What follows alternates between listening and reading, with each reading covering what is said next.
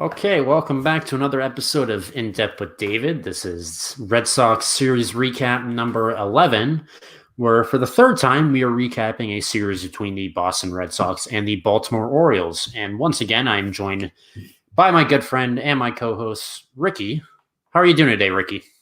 Just hanging in there, finishing up one more day of finals week, and then I'm back and ready, wisdom teeth, and then full summer of Red Sox series and fun. So yeah, hashtag fun. Let's keep up this excellent stretch of play from the Sox, and excellent stretch of podcasts. So yeah, let's go. Summer is here. Let's go. Absolutely. Yeah, no, more fun. Hashtag fun times are ahead. And Red Sox playing well. Sorry to bury the lead or whatever. I mean, that's general knowledge to people at this point. Yeah. Everyone knows. I don't know if you saw, but the Red Sox actually jumped to number one in the power rankings by MLB. I did see that. Very happy about that. So can't complain about that. Just taking advantage against bad teams, and that's what's happening. And yeah, people are going to hate like saying we have an easy schedule or whatever. Well, you can say whatever you want, but we have the most wins in the majors, I'm pretty sure, still. So Right. that speaks for itself when so many people are saying we're a fourth or fifth place team. So it's just, yeah, I mean, it's good to see so far. But I mean, kind of just pretty much summed it up there. But do you have any general takeaways against this based on what you saw from the Sox in this 4-game set? Yeah, without really burying the lead, as we always say at this point. Got to make merch. I mean, it's kind of hard for this series to not, because I mean it was a good series. I think Predictable. Yeah, pretty predictable. I think it fell in line with kind of what we said at the end. We'll get into that when we talk more about specific games, but we predicted a lot of offense. Some of the bats to get hot for certain players, and yeah, I think our predictions for this series were pretty dead on. So we'll get into that more. But this series was pretty predictable, but it was pretty enjoyable, I will say, and good to see. So I completely agree. So we'll just get right into it. Game one of this series was Matt Harvey versus Eduardo Rodriguez. I think this is the second time this season where we face Matt Harvey when we're playing Baltimore. Obviously, so many people know him from his days with the Mets, and now he's with Baltimore. And Erod actually used to be with Baltimore. We got him way back when in a trade for Andrew Miller with the Orioles. And I mean, talk about a heck of a trade. We gave them a reliever when they needed it. They gave us their best pitching prospect, and it's worked out really well for us these last 6 or so seasons. And nonetheless, to begin this game, Erod gets in a little bit of trouble as he makes it first and second with 0 outs, but the Sox catch a break as Trey Mancini flies out to Hunter Renfroe, and Renfroe is able to double up Cedric Mullins, who's one of the more exciting players on the Orioles, if you ask me. But on this play, I don't know what he was thinking. I thought maybe he thought the ball would land or it would go over Renfroe's head, but with 0 outs, he's running on contact, and he's already at third by the time the ball gets back in the infield, and he easily gets doubled up at second. So that could have been a terrible inning for Boston, but we get bailed out by another team, thankfully, making a base running blunder because, as we talked about in these podcasts, it's been the Sox so many times this season that have really been lackluster on the base paths, but it's just so nice to see another team do that. So Erod gets bailed out there, and then in the fourth inning, Rafael Devers reaches on an error after Harvey drops the ball trying to cover first. Maybe Devers could have beat it out, maybe not, but nonetheless, it was a bad throw by the first baseman to Harvey. He probably should have underhanded it, but Devers is able to get to first, and then he advances to second on the error. And then Devers, on the very next batter, when the very next batter comes up, he's able to steal third. So he was already in scoring position at second, but then he goes ahead and steals third, which when I saw this, it kind of surprised me because you don't really see that much anymore. We talked about it in the prior podcast how people don't really, or these teams don't really focus on stealing bases as much anymore. But to see a team try to steal third and be ultra aggressive here, like that really caught me off guard. I mean, what are your thoughts on stealing third base in the MLB? Because as we all know, it's just everyone who's a casual, you could be a casual baseball fan or an extreme baseball fan, but if you're in second base, you're in scoring position. So there's a good chance all it takes is a single for someone to score from second. But do you think it's a good idea for teams to try and steal third as well when you already have someone in scoring position? I don't know. It really did. I don't know. It kind of just depends. I mean, if it's a situation where a run is really needed, then yeah, I definitely think so. So like, say you're down 1 run and it's like the ninth, and you have 2 outs, and you have somebody who has a pretty good track record of stealing bases, then yeah, that makes sense. But yeah, I think for me personally, like I feel like it really depends on the context and the time. Like stealing third would be kind of awkward in a non-ideal situation. But in some cases, yeah, I get it. Yeah, I think it just caught me off guard because it was still 0-0 at this point, Yeah, and we're having Devers steal third, and Devers isn't the fastest, so maybe they just wanted to try and steal base to move him up. So yeah, a single guarantees that he scores, which is what happened. But I don't know. I kind of like it. I like the idea of bringing back stealing bases. I think it's just it's an underrated part of baseball. yeah. So I hope it comes back. Yeah, I think we just talked too in the last podcast. I think you mentioned how we hadn't been seeing as many stolen bases so far this year, and there were actually quite a few kind of in this series as a whole. We'll touch upon a few more instances, but yeah, that I agree. It's definitely good to kind of see that for sure. So Right, because I remember like closer to the earlier 2010s, it was still a big thing in baseball where you would bring in pinch runners in the ninth so you could get an edge on the base paths. But you right, barely even really see that anymore. It's kind of coming back now with the new extra innings rule. That's something I'll give credit for, where you want to put a fast guy on second. So there are pinch runners in the extra innings. But we'll see how the rest of the season treats the stealing of the bases and if it has a big impact the rest of the way through. So yeah, after Devers steals third, Hunter Renfroe hits an RBI single to bring in Raffy, making it 1-0 Boston. And then 2 batters later, Bobby Dahlbeck finally gets going again, and he takes a hanging slider from Matt Harvey deep into the left field seats. 3-run homer, and it makes it 4-0 Red Sox. So this was a big inning for Boston. It was a 4-run fourth inning, and finally, Bobby Dahlbeck gets started again. I would have probably been really concerned if he didn't take this pitch out of the yard because Harvey did not locate it well, and right, Dahlbeck just was able to golf it out. So yeah, no complaints about that.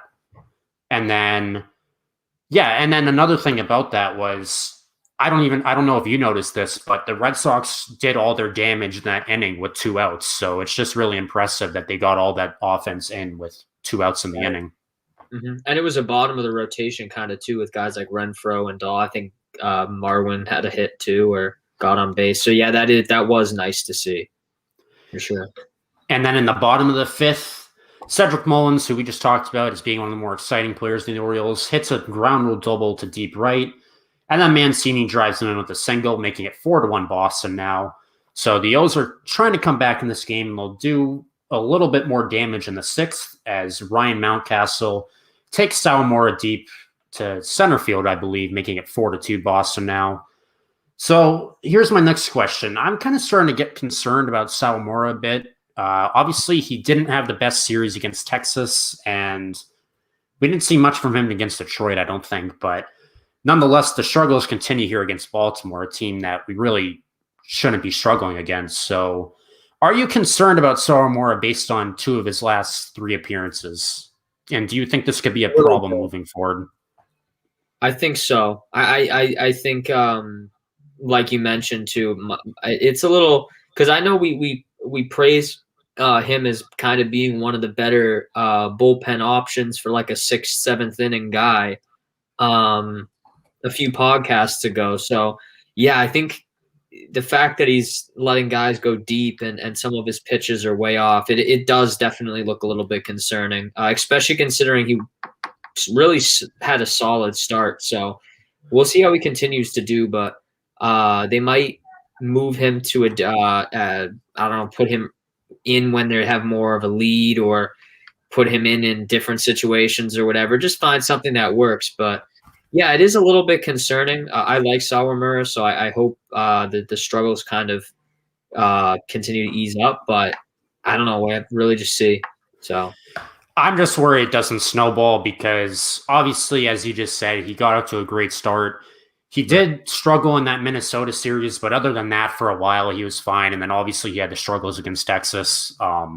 Not all of that is his fault, though, because I remember we talked about this where Cora kind of left him in for too long. So it's kind of not his fault that he got tired and gave up 2 homers in a relief appearance. But when Sawamura is bad, he's really bad. And the people who are facing him tend to hit for a ton of power, which is really concerning. So we really need him to turn this around, in my opinion, because we can't keep shifting around these late inning options to earlier roles. I mean, we're kind of already doing that with Ottavino, who we'll talk about later in this series, definitely.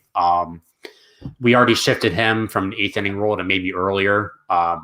They're still trying to test the water to see if he can truly be a setup, but we can't do something like that with Sawamura, who's a 6th, 7th, or 8th inning guy. So hopefully he's able to rebound. But then in the 8th inning, Christian Vasquez scores Devers all the way from first on a double to the deep left field, making it 5-2 Boston. And in the bottom of the 8th, another reliever who got up to a great start, but is kind of hiccuping as of late, Garrett Whitlock, comes in for Boston. Right. And he does give up 3 hits, but no runs score. I don't think you can't take too much stock in that. I know I'm using one of our catchphrases here, but I mean, he kind of hasn't looked the same since Texas, but I don't think he gave up 3 hits here, but I don't think too much of it because he was able to work his way out of it. Yeah, I sort of agree. That I wouldn't put too much stock in it, but I'm getting a little concerned that he's giving up as many hits, but then again, it's kind of normal. I mean, he has such a solid start where it's almost like a few hits isn't as jarring. So yeah, I think the defensive efforts definitely help bail him out too. So yeah, I agree. I wouldn't really put too much stock, I guess, in it. So right, another one of our catchphrases that we need to make merch for. But the thing that concerns me is, I mean, we all know like every player goes through slumps throughout the year, whether it's for 1 week or 1 month, because this is a marathon. This isn't a sprint. It's a 6-month journey, or if you want to include spring training, it's 7 months. So I mean, it's expected that players are going to struggle from time to time. It's just more concerning to me that our pitchers that we're relying on the most, and people like Sawamura and Whitlock, they're struggling the most against teams that aren't that good, like Texas, like Baltimore. So we'll see. It's something to keep in the back of our minds. I hope they can turn it around, but they really should be lights out against these teams. So again, it remains to be seen how they'll do the rest of the year. It's still a long season. And then in the 9th inning, after the Red Sox are leading 5-2, Marwin Gonzalez doubles to right to score Bobby Dahlbeck all the way from first to make it 6-2.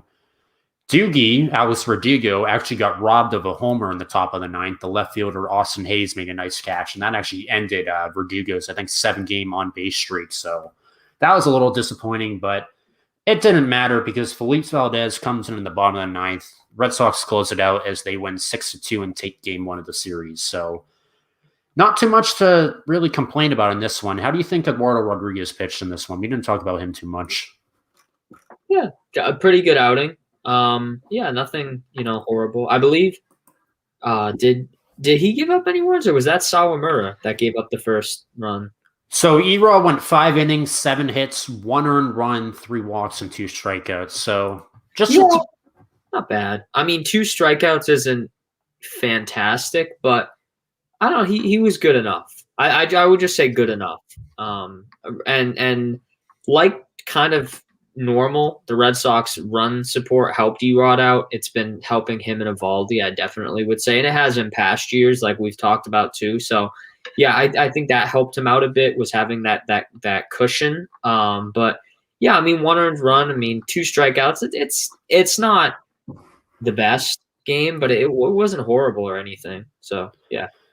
Right. And I mean, you touched on it well, where I think the Red Sox since 2019 are like 40-12 when Erod steps on the mound or some crazy stat like that. So he never has to be his best because we always seem to perform well. And especially against a team like the Orioles, like this seems like a decent stat line, but I can live with this anytime because, I'd rather take a decent stat line than a bad stat line. And it's fine. I mean, I'll take it from Erod. Another good outing, nothing to complain about. We always just seem to do well when he's on the mound, and that definitely continued here. So after that, we head into game 2. where it is the pitching matchup between Garrett Richards versus Lowther. His first name is Zach. So Zach Lowther, who was actually making his first MLB start against Garrett Richards and the Red Sox. Just a little tidbit right there. And then the big news besides that is our boy, the person that In Depth with David is endorsing, Michael Chavis, finally got the call up. Yes, the ice horse.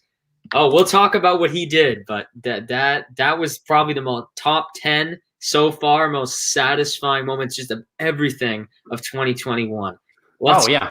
I mean, no, we were talking about this in text. Like, that was so exciting. It said he was part of the taxi squad, which is like the players in AAA who travel with the MLB team, but you're not sure if they'll play or not. And then to see him finally get a chance to crack the lineup. I mean, look, we hate to see Kike Hernandez hurt, but if this means Ice Horse gets his chance, we'll take it. I mean, we've been begging for this for like a week now or something. So just happy to see him in the lineup. And I can't believe he was leading off either. That kind of caught me off guard. Yeah, same. I opened Twitter and I saw Chavis. I was like, no way, he's hitting leadoff and he's there. So right. Yeah, great. Good to see. Yeah, so Chavis finally gets the start.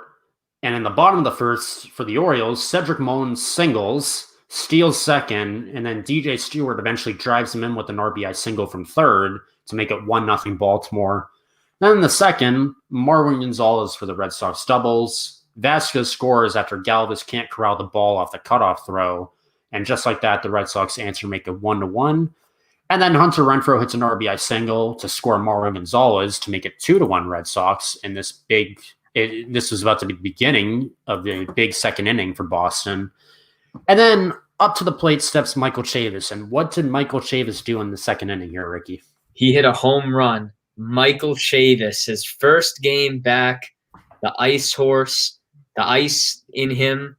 He hit a home ice in his veins. Yeah, the ice in his veins. Michael Chavis came back, and I can't believe we kind of predicted that. We predicted that he would hit a home run this game, and he did. I think that was what was really satisfying about it too, because like normally home runs they're great to see. You love to see it, but like that was great for Chavis. And I think that was a good morale boost for him too, because I'm sure, and I think we discussed this too about how, how he probably isn't too happy about being, on the Woo Sox, considering he was with the Sox. But I don't know, that was a good look. And I think if certain deeper rotation guys struggle a bit, they might call Chavis back up. So this one home run is actually good for the stock of Chavis. I think moving forward, we could see, I don't know, say there's more injuries in the future, say guys like somebody like Marwin Gonzalez or Bobby Dahlback later in the rotation kind of struggles a bit. Maybe they'll bring in Chavis. So who knows? But it was great to see that home run. Yeah, it's always good to see him back. So. Right, and he looked a little nervous in his first at-bat, so for him to come back and answer in a big way, I mean, that was huge, and just great to see. I mean, do you think that raised any eyebrows in the front office with him homering in his first game back? I mean, he obviously got off to a huge start in 2019 when we called him up as a rookie in late April. Then he had an injury later that season that sidelined him for the last month or so. 2020, he could never really get on track, and that's what kind of made him lose his roster spot at the beginning of this year. But he finally comes back up and hits a homer. I mean, I feel like that raised some eyebrows in the front office. Like, okay, maybe this kid's really taking it personally. Shout out Michael Jordan. Oh, yeah, sure. Yeah, definitely. So, yeah, his 2-run shot makes it 4-1 Red Sox in the second inning. It's a 4-run second inning for Boston. But in the bottom of the second, the Orioles are going to answer as Freddie Galvis homers to opposite field off Garrett Richards to make it 4-2. But then in the top of the third, the onslaught continues as Vasquez hits an RBI single to left center to score Bogarts. Devers goes to third, 5-2 Red Sox. And then that is it for the new pitcher. So in his MLB debut, or his first career start and only his second MLB appearance, Zach Lowther only goes 2 1/3 innings, gives up 7 hits, gives up 7 earned runs, 2 walks, and 3 strikeouts. So it was already a tall order for him being his first start facing the powerhouse that is the Sox offense, but we clearly got to him. And then John Armstrong for the Orioles comes in, and Bobby Dahlback for the second straight night adds some RBIs to his tally as he gets a 2-run single to make it 7-2 Boston in just the third inning. Then in the fourth, bases are loaded, and Devers beats out a double play to make it 8-2 Sox. And Vasquez gets yet another RBI single and make it 9-2 Red Sox, all in the fourth inning. So the onslaught has just started, and it's just crazy. 9 runs and not even half a game yet. It just speaks to how crazy good this offense is. And we've said it all year where the offense is going to carry this team, and that's just getting proven right here. And then in the sixth inning, Bogaerts hits a 2-run homer to score both him and JD Martinez, who is on base, to make it 11-2. And then the bottom of the sixth, Trey Mancini continues to torch the Red Sox as he hits a double off of Rafael Devers' glove at third to make it 11-3. And then Ramon Urias of the Orioles comes in to pinch hit, and he gets a single to make it 11-4. So the Orioles are kind of chipping away at this. It was pretty much over after the fourth inning, but it is 11-4 at this point. And then to prevent any further damage in this inning, Bogaerts makes a nice snag at short, and they get an inning-ending double play. And Richards is done after 7 innings. So Garrett Richards went 7 innings, 8 hits, 4 earned runs, 1 walk, and 5 strikeouts. It was really the bad 6th inning. I mean, it was a good start from him. If you take away the 6th inning, it's a great start in my opinion, but yeah. I think he did well. Yeah, I definitely agree. I think take out the 6th. I think it was a solid start. Honestly, Garrett Richards, I'm not going to say he's been like impressive, but he at least looks serviceable, which and granted they've been playing, not as great teams. The Orioles aren't terrible, but his other starts being against he did play the Mets, who are okay, and I believe Rangers, he had that really good game. He was pretty decent against the Tigers, and yeah, so he's had some decent starts as of late. So I guess it's kind of encouraging. Yeah, take out the 6th. Yeah, I mean, he's hanging in there, which is good. I mean, 7 innings from him too is also really helpful. I mean, from anybody, at least the starter went that far. So right. And it's always good when the starter can go as long as they can, because with a team like us where our bullpen is so depleted, minus someone like a Whitlock or a Barnes, it's good that we don't have to rely on our arms as much, and our offense can kind of carry the load as well as the pitchers. So It's good to see 7 innings from Richards. And yeah, people are going to look at the stats and say 4 earned runs. That wasn't good. That's typical Garrett. But if you take out the 6th, it's good. You could even lead the 6th in. I mean, he was pitching well. It's just he kind of got unlucky on a few plays. So I'll take that any day from Garrett Richards. Is he running a corner? Maybe, because he pitched fantastic against the Mets, as he said, solid against the Rangers and the Tigers, and then here against the Orioles. Puts together a solid start, but we'll see. I need to see this more consistently from him, but I think it took him a bit to maybe dust off the cobwebs, I guess, of pitching in Boston or getting used to pitching here in the AL East. So, I think he's kind of running a corner and just figuring things out as we go. But after 7 innings, actually, and then in the 7th inning, I have Bogaerts made a nice jumping catch to end the 7th. So just a defensive clinic from Bogaerts at shortstop. I don't know if you feel the same way about this as me, but I think Bogaerts' defense is underrated. I mean, we all talk about him as a hitter, but I think he plays excellent defense at short. I mean, he barely makes any errors besides his counterpart on that side of the diamond, Devers, who is an error machine. Yeah, I think there's a certain Devers play we'll probably touch on a little later too. But yeah, no, Xander Bogaerts is just an all-around underrated player this year. I mean, his defense is fantastic. He's always been pretty good defensively and great offensively. So I think that's why he's so good too, is because he's a double-edged sword. You get a 300+ batting average for him typically. And you'll also get, good defense when needed. So Xander Bogaerts this year has just been very, very, very impressive. And I'm glad I'm just glad he's heated up. I'm glad his defense is doing well. It's really great to see. And I hope he's an all-star this year. And if the MLB doesn't recognize him as like one of the best players in the AL, I might be I'm not going to lie, I'm going to be a little frustrated, because I think thus far he's just showing that he is one of the best shortstops, may even be in some people's eyes the best shortstop in the MLB. So he's up there for sure right now. No, I agree. And I mean, I think it's great that he's finally getting appreciated by the league because he's been really consistent since 2015 for the Red Sox. And Right. I just think he's flown under the radar so much, but so many people on social media are putting him in the MVP race, which I think is great. And I think he deserves it because he's got the batting average, he's got the power, plenty of RBIs, great defense, as we just touched upon. So very underrated. And it's great to see him finally get the respect he deserves. But after that, in the ninth inning, so the Red Sox head to the bullpen, and they had Austin Bryce and Josh Taylor come in.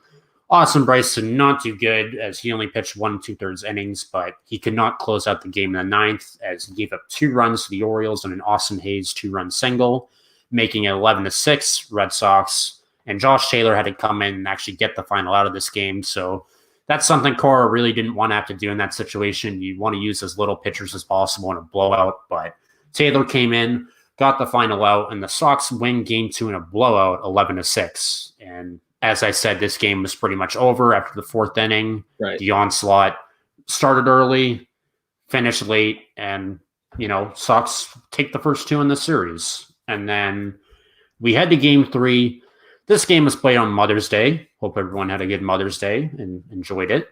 And the pitching matchup was Nick Pivetta versus Dean Kramer of the Orioles. And in the bottom of the first, there's a nice defensive play from Hunter Renfroe as he makes a nice leaping catch against the wall to steal a hit from the Rays. A very awkward play where his glove was scrunched up against the wall, but he was able to hold on and make a nice defensive play. As we said, really encouraging to see how all the Boston outfielders are playing exceptional defense so far this season, especially Franchy Cordero. He's been the best.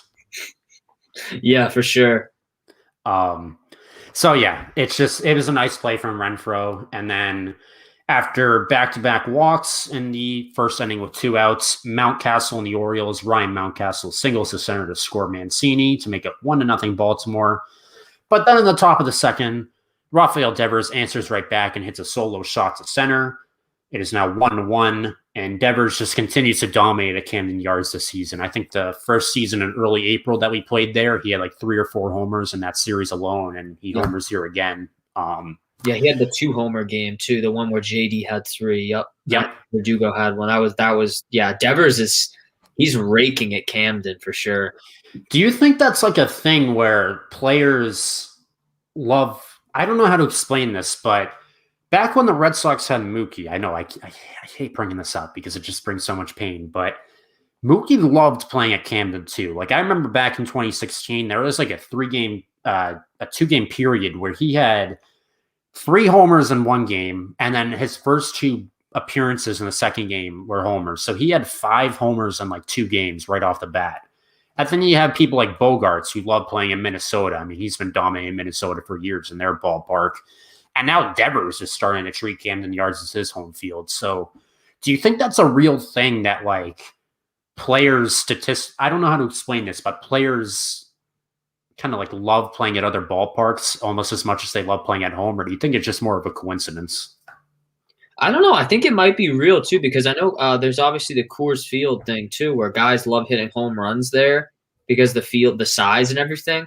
I think that plays a role too, is like the sizes, how the outfield looks, if there's like specific open areas where they could hit it and encourage them to hit it further and whatnot. I think Camden is a really nice, really beautiful ballpark too. It's one of the best for sure in the league. So I think there's that for one, where I think a lot of players would like that. But I think I don't know, it might be real. I mean, I don't know. You'd have to ask Devers, like, do you like playing here?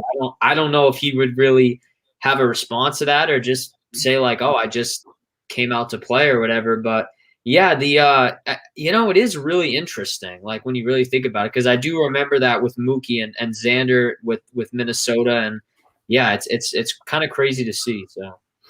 Right, and I know a lot of people love coming to Fenway too, because Fenway's a hitter's park. I mean, you have the Green Monster in Fenway. I mean, so many people can hit it over that. You have the short field and right where you can wrap it around the pole and hit like a 300-foot homer, short wall at the bullpen. I mean, it's a hitter's park, so I think that's true where people love playing at ballparks, maybe even more than they do at their home ones because they can hit the ball way better there, and the stats back that up. But Right. after that, another highlight is in the top of the third. Marwin Gonzalez gets picked off at first after the catcher catches him sleeping. So just another base running blunder by the Sox. But I think this is the first one that happened in a while, so I can live with it. Although, you don't want to see anyone sleeping at first. I mean, come on. It's just asking for outs. And, Right. I don't know what Marwin was doing there. But all right, after that, bottom of the fifth, the Orioles retake the lead as Cedric Mullins takes Nick Pivetta deep to right field and make it 2-1 Baltimore as it was a solo shot. But in the top of the sixth, Red Sox answer back as Marwin Gonzalez and Alex Verdugo get back-to-back singles. And then right after that, Rafael Devers hits a double to deep right to score both Marwin and Alex Verdugo to make it 3-2 Red Sox.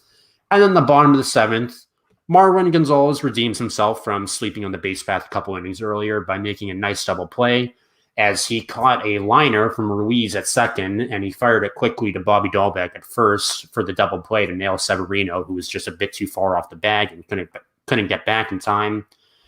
And then at the top of the eighth, the Red Sox get a much-needed insurance run from Hunter Renfroe, who had a heck of a game as he hits a solo shot to deep center, making it 4-2. And that's what I'm going to ask you. Do you think Hunter Renfroe is turning a corner? Because before we did this last podcast, right before we went live, I said I would rather have Chavis than Renfroe, which maybe I still stand by.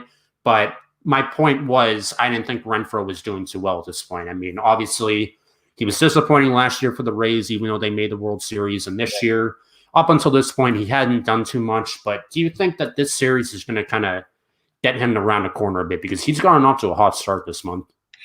Yeah, I actually think too. Last podcast, I remember putting him as my secondary player of the series. I definitely think he is because at least turning somewhat of a corner because he's homering more, he's hitting better, he's getting RBIs. His defense has been solid in the outfield. Last series against Detroit, I believe he had a couple solid games too on the offensive and defensive front. So. Yeah, it's good to see. I know Renfroe is a pretty deep rotation guy, usually like the 7-8 guy. So it's good to see, honestly. I think that the more guys that are hitting well, deeper in the rotation, the better. I think we're starting to see a corner. I think last series is really when I started to say, okay, maybe Renfroe is the real deal. So I really definitely will say this series that was a point that I specifically kind of had noted too, because I remember last series I was like, okay, he's starting to look better. I wonder how he'll do. So we'll have to see how Renfroe continues against a few tough teams and some more home games coming up. But I have to agree. I definitely think this series in particular really was a strong one for him. So. Absolutely. And I'm not sure if I'll jump on the Renfroe hype train just yet, but this is a great series for him. And I can appreciate the great defense he's played so far this year. He's made some nice sliding catches against Detroit last series, as you talked about. He made a nice play up against the fence over there. So, that's greatly appreciated by the Sox and their fans, obviously. And we talked about it too, how he was on the Rays last year. And even though he didn't do well personally, I mean, he made it to the World Series with them. So that's just a good veteran presence on the team. So, exactly. I guess he's underrated. And I mean, he's having a great month, and hopefully it can continue. And after that, Sox, as I said, make it 4-2. We really needed that insurance run. And then in the bottom of the eighth, Alex Cora turns to our good friend Adam Ottavino to come into the game. And the setup situation again. He has gotten another chance. And do you want to talk about how he did here? Okay. I'm trying to remember exactly what my reaction was with Ottavino, but yeah, what was your reaction to him coming out? Because I don't feel, honestly. It's a 2-run game, and this is my thing. Until he has earned it, it's like a kid. Like, we have to treat Adam Ottavino like a kid. Like, you have to earn your trust back. Like, if you're a kid and you sneak out at the middle of the night and you get caught coming back home at 2 a.m., you're going to get grounded for a while. Right. So once you're ungrounded, you need to earn the trust back of your parents. Right. Adam Ottavino should have been grounded for a while from being in setup. And somehow Alex Cora is just giving him the keys again. And if it's a blowout, like you talked about, I'm fine with putting him in. Screw it. If we're up 8-9 runs, throw him in, make him pitch like 9 innings for all I care. He could pitch the whole game. Settle the show. Right. And I just don't get the situation. Like, we're up 2. There's a little margin for error. Why are we throwing him in right here? Yeah. Help me figure this out. Why is he coming in 1 and 2 run games? I don't know. That was because he keeps blowing it. Yeah. I was wondering because I was like, wait, it's only 4-2. Why is Cora sticking with somebody? I almost thought like maybe like try like Matt Barnes for 2 innings or something, or even put Matt Barnes in the 8th or just something. I don't know. I would have rather done that because as much as I don't want Barnes to throw more pitches than he has to, I'd rather go to him for 2 innings than throw Ottavino in. Yeah, because we'll see. I mean, Barnes came in and did his thing. So yeah, so Ottavino comes in and the roller coaster ride continues for him this season. Speaking of the show, he started the inning by drilling Austin Hayes on the Orioles, who was trying to bunt. That's like a play you see straight out of the show. He was literally squaring the bunt, and he hit him straight in the stomach. I'm like, only Ottavino does that. Like, yeah. Anyways, I was mad or surprised if Hayes, got verbal about that, because that looked painful and honestly, like that was a horrid pitch. I would have liked to seen some fight in Ottavino. Maybe he would have charged the mound, and we could have seen Ottavino, go all psycho mode like he did against Minnesota. The Minnesota series, yeah, where he threw his hat down and everything. Yep, dropped a couple swears. Yeah. I that was horrible. I don't know what he was thinking. Yeah, and then after that, Mountcastle makes him pay by doubling deep to the gap. That scores Hayes, makes it 4-3. So the margin of error went from this to this just because Ottavino came in. And then after that, Ottavino gets out of it and there's no further damage. And in the 9th, Matt Barnes, as he's done pretty much all season long, closes it out with ease. Sox win 4-3. Red Sox win the series. So we take the first 3 games. We're going for the sweep. But as we talked about, it's just good that this team's winning the series. That's really all that matters. Right. So game 4. Final game of this series, the pitching matchup is Martin Bobblehead Perez versus Jorge Lopez. Let's backtrack to game 3. How do you think Pivetta pitched today? Because we're not talking too much about the pitchers here because the offense kind of dominated, but how do you think Pivetta pitched in game 3? Pivetta had a decent outing. I mean, again, kind of like a trend throughout this entire series. No horrendous starts from any of the pitchers, but just average. I mean, Pivetta, in my opinion, I think Pavetta's actually been the most consistent pitcher on the team this year. I would even say a little bit more so than Evaldi or Erod. I don't know if that's the common consensus, but I feel like Pavetta's kind of giving you those solid outings. A couple were really good, but I don't think he's really given anything below average. He doesn't give up a ton of runs. I mean, in reality, I believe he gave up, 2 runs that game? Yeah, so 6 innings, 3 hits, 2 earned runs, 3 walks, and 2 strikeouts. Just a typical stat line from Pivetta. Pretty similar to Erod too, with the amount of hits. Obviously, not too many strikeouts, but yeah, just really the same. I have the same kind of thoughts on Pavetta's outing as I talked about with Erod, where I think it was solid. I mean, it wasn't like really good. Obviously, again, he didn't have a ton of strikeouts. He did allow a couple runs, but it helped. He helped the Red Sox, and he made sure that the game didn't get blown open because obviously, as we just talked about with Ottavino, you don't want to go with, how he went 6, right? 6 innings. So, yeah. So, yeah, that's good. Relievers, not get thrown out there too early. So that was obviously good. Right. Not much more you can ask for from Pivetta, a guy who we expect to be a 3 or 4 by the end of the year. And he's done this all season. I think he had maybe 1 or 2 bad starts. The only one that comes to mind is the one against Chicago, but that was one of his worst starts, and he only gave up 3 earned runs. So nothing to really complain about there. And I mean, Chaim Bloom just continues to prove to be a genius in that trade. I mean, the rest of his GM moves you can leave up to question, but we fleeced the Phillies there. I think we've talked about this too off camera. Where holy cow, is that an amazing trade? I mean, we got Pavetta and then our top pitching prospect Connor Siebold for Workman and Heath Embry, and we just re-signed Workman to a minor league deal. So that's a finesse. Hein Bloom's just playing chess. So moving to game 4, the final game of the series, Martin Perez versus Jorge Lopez. And in the bottom of the second, Ryan Mountcastle, who keeps popping up in the in our topics this series, hammers a homer to deep left off Martin to make it 1-0 Baltimore early in the game. It's his second homer of the series and his third of the year. So he's been really dominated the Sox. I think he had a great opening series too, Mountcastle. Yeah, it continues. Mm-hmm. And then in the fourth, Red Sox are able to respond as there are runners on second and third, and they advance after Jorge Lopez throws a wild pitch at Devers' legs. And Devers is able to hit a sac fly deep enough to left to score JD to make it 1-1. But then in the sixth inning, Trey Mancini hits a solo shot off of Matt Andriese to center to make it 2-1 Baltimore. Trey Mancini is another guy who, since the opening series, has really dominated the Red Sox. And it's good to see because we talked about it before.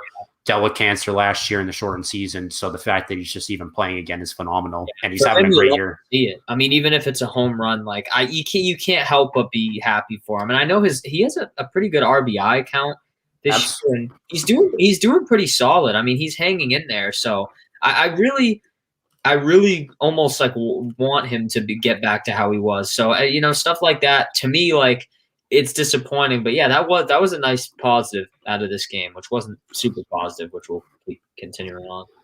Yeah. So then after that, makes it 2-1 Baltimore in the sixth, and then in the bottom of the eighth, this was a little bit of a weird place. So this is kind of where the Orioles start to pull away.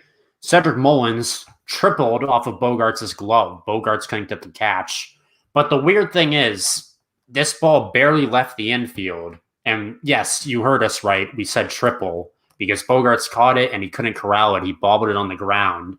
And what should have been just a single or a double turns into a triple because no one was covering the bag at third. So Cedric Mullins makes a nice heads-up play to slide into third. And I mean, I know we're not supposed to say things are funny with like the opposition, but that play was pretty hilarious because no one was covering third. And then I saw that on my screen. I'm like, what the heck is Vasquez doing covering third? He ran over and he caught the ball and he just barely missed the timing on the tag. But heads up play from Mullins. I mean, no one on third. Like, where's Devers? I think they were in a shift or something. I want to say, but like Devers was out there with Bogarts too, and I'm like, what? Like Devers, what are you doing? That was so confusing. That's a good point. Yeah. I was wondering. I'm like, where is Devers at? I didn't know if where's which or like Vasquez is playing third now. What? Yeah, because I don't know if Devers was going over there for like moral support, like, good job, buddy, you can make this play, Bogey, but he should have been covering the bag at third. Bogart should have maybe called him off or whatever, but what a weird play. And I guess it's just one you can't help but laugh at, but it is just like a cartoon, and Vasquez running all the way from home plate to third to cover the bag. And after all that, Mullins triples, and then Vasquez, I already said that. So then Mancini, just after that, singles up the middle to score Cedric Mullins. O's get an insurance run to make it 3-1. And then bases are loaded, and Freddie Galvis, the shortstop for Baltimore, hits a sac fly to score Austin Hayes to make it 4-1. And then Cesar Valdez shuts the door on the Red Sox in the ninth. Baltimore wins 4-1, so the Red Sox do win the series, but the Orioles get a series-salvaging victory to end this 4-game set on a high note. So, disappointing game last night, but not too much to complain about. We took 3 of 4, just like we predicted. Right. So hold our heads high on that note. And yeah, that's really the series. And just a few follow-up points I wanted to talk about. Obviously, we only saw Chavis in that game too, but what do you think Chavis's role is on the team moving forward? Do you think he's here maybe for a little bit, or do you think he'll go right back down when Kike is healthy? Do you think he's going to have to really play well in the limited opportunities he's going to get in order to stay on the team? How long do you think his immediate future is going to be here in Boston? I think it's going to be kind of short term. Again, kind of really revolving around the Kike Hernandez situation. And There's a few other injuries too, like Arroyo and whatnot. So there's going to be kind of a push for roster competition. And I know the Woo Sox have their season's officially underway. So I think for Chavis to realistically stay on the Red Sox and not the Woo Sox, I think he definitely needs, like he did in Game 2 where he hit the home run, to have moments like that where his name is being projected. He needs to maybe have some defensive plays in games where he's out there. And he also, too, I think, needs to play well for Worcester. I think he needs to be one of their, even though he's not a prospect. And that's going to be rather tough because there's a lot of eyes on the prospects there, as we've talked about, and guys like Jaron Duran and Jeter Downs and Connor Wong. And obviously Tanner Hawk is now he's kind of with Worcester, too. So he's somebody people are watching as a potential pitching or reliever for, the future.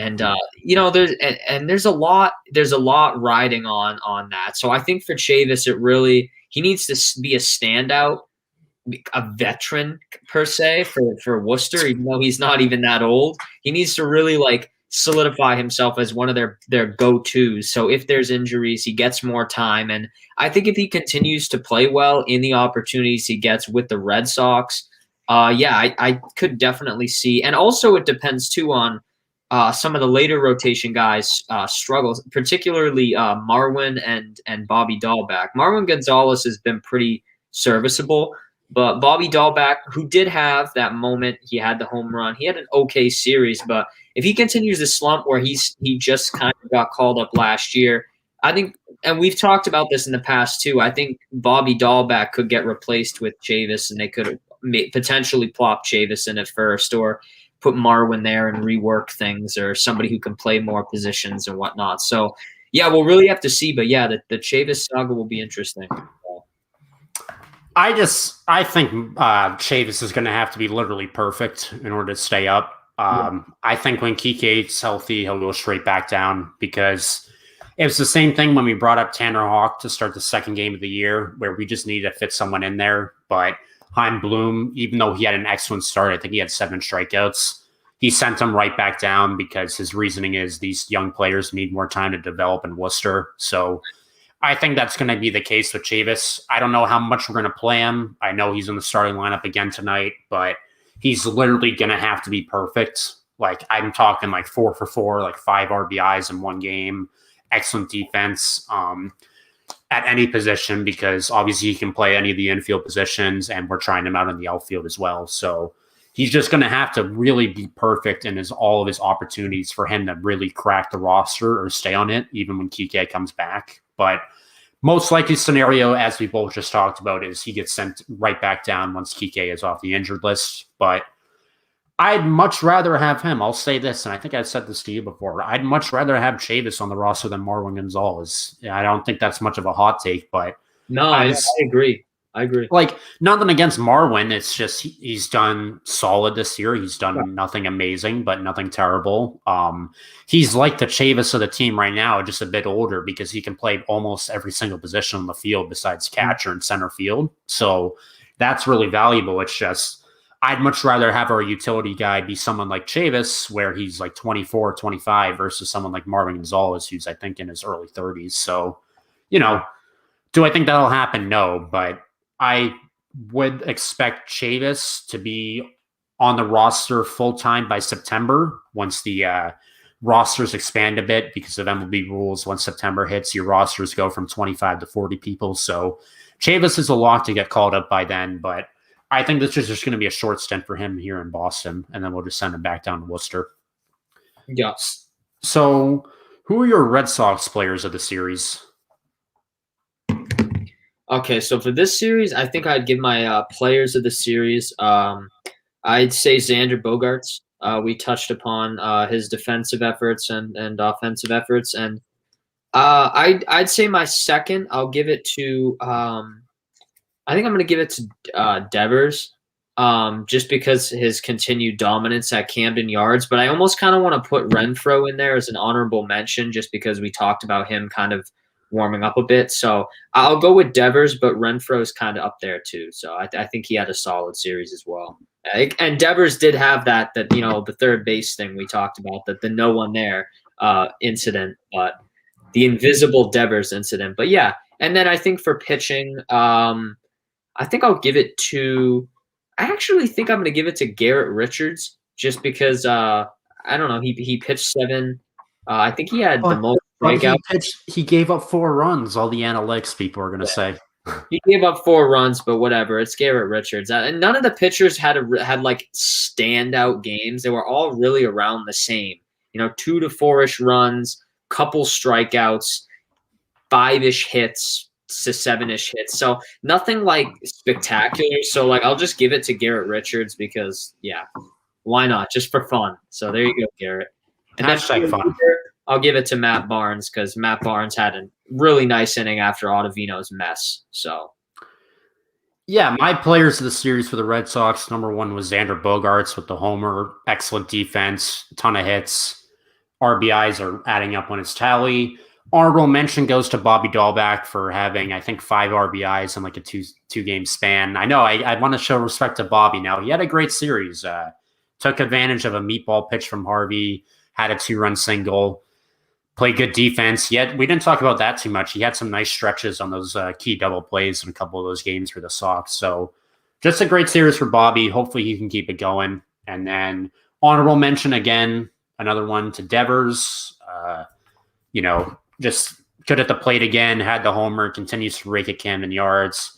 Don't know what the heck he was doing on that play, as we just talked about. But look, we're not here to talk about his defense. I mean, there's a lot to be desired with that, but he's amazing on the plate. So good series for him there. And then my pitcher, I'll just give it to Erod. I mean, it was tough. I was going between him, Pivetta, or Garrett Richards. You summed it up well, where there was no flashy performances this series for the pitching, but Erod once again did his thing against his former club, the Orioles, and the Red Sox were able to get a ton of runs for him. So just an all-around good start for him, and good pitching performance by everyone. This could have gone anyone for me. How about for the Orioles? So for the Orioles, I have Cedric Mullins as my number 1 pick. I believe I had him in the last I think I've had him in all 3 Orioles series, actually, because he is, as you mentioned, a really fun player to watch. Definitely one of the bright spots on the Orioles roster. I think he had obviously the awkward triple. He seemed to be getting on base a lot. He had a solid amount of hits. Defensively he was all right. So but did he rob a home run this series? That was Austin Hayes. Austin Hayes had the home run rob, but Cedric Mullins had a really good series offensively, and I think my second would be Ryan Mountcastle, I believe. As you mentioned too, he had a good first series. I think this series he did as well. He had a homer here and there. He had some RBIs. He did his thing. I don't think he's a rookie, but I think he's a younger player too. So it'll be interesting to see where he goes. And definitely a solid series for Mountcastle as well. So, and then for pitching. This is kind of tough because it's kind of the opposite of the Red Sox, where except for the 4th game, the pitching was bad. So it's kind of hard to really, because Harvey was horrible, and the first time guy, I forget his last name. Lowther, he struggled. Right. I'm gonna check. Jorge Lopez was the Game 4 starter. Yeah, I was gonna say Jorge pitched Game 4, right? So I'll give it to Jorge just because he pitched a solid game. I'd say the best out of the group. So 1 run, 1 earned run. I don't know exactly how many strikeouts or hits he allowed, but it was a nice outing from him despite a pretty bad series. So, and they didn't face John Means. So I think if the Red Sox did face John Means, just to add him in, I think they may have split this series potentially. I'm not sure though. No, I agree with that. I think we definitely dodged a bullet not facing him. I mean, he dominated us opening day, and obviously he just threw no hitter. So good for the Red Sox on that end. And then for the Orioles, for their players of the series, I had Trey Mancini. Just a great story all year. Continues to dominate the Red Sox when we played him so far this year. I think he almost if not a hit in every game this series. He had hits in 3 of the 4 games. I think he even hit a homer at one point, or He did, at least, he had a lot of RBIs to add to his tally. Mountcastle is my honorable mention with 2 homers in this series, continues to rake against the Sox and really just play good all around offense, defense. Cedric Mullins was an honorable mention to me for good hustle and his good play in the outfield. And as we've said, we're both big fans of him, even though we're Sox fans. I mean, we both think he's an exciting player, and he proved that again in this series. But I only had him as an honorable mention because he did have that huge gaffe in the first game where he forgot how many outs there were for whatever reason. Right. There was 0 outs in the inning, and he was running on contact. So that kind of puts him down on my hierarchy chart a bit. And then for the pitcher, I had Jorge Lopez, just really stymied the Sox in the start yesterday and the Orioles win. It could have gone to anyone on the Orioles yesterday. I mean, Jorge Lopez was the starter, but Tanner Scott, Travis Latkins, Paul Fry, and Cesar Valdez also shut down Boston coming out of the bullpen yesterday. But Jorge put in together a good start. So those are my players in the series for the Orioles. How do you think this series against the Athletics is going to go? I mean, spoiler alert, sorry to bury the lead, everyone watching, but as we're doing this, it just started, and the Red Sox are up 1-0 at the moment in the bottom of the second. But how do you think this series is going to go for Boston? The pitching matchups tonight is Eovaldi versus Chris Bassett of the Athletics. Tomorrow, it's Eduardo Rodriguez versus to be determined. I guess the Athletics don't know who they're going to throw out yet. And then for the Red Sox on Thursday in the final game of the 3-game set, it's Garrett Richards pitching for us. So how do you think this is going to go? Okay. Who's pitching game 2 again? Sorry. So Erod's pitching game 2. Okay. So Eovaldi and Erod. I think with that being said, they could take 2 out of 3. They could win with Garrett Richards too, but I don't see a sweep. The thing about this series is I think, going to go one way or the other, where it's not going to be a sweep for either team, but I think one team could win 2 or the other team could win 2. And it is a home series for the Sox, but they haven't been actually as good at home as they have on the road. So I don't know if that's a big deal this year so far. But yeah, the A's are very, very solid team this year. So, and their offense is pretty great too.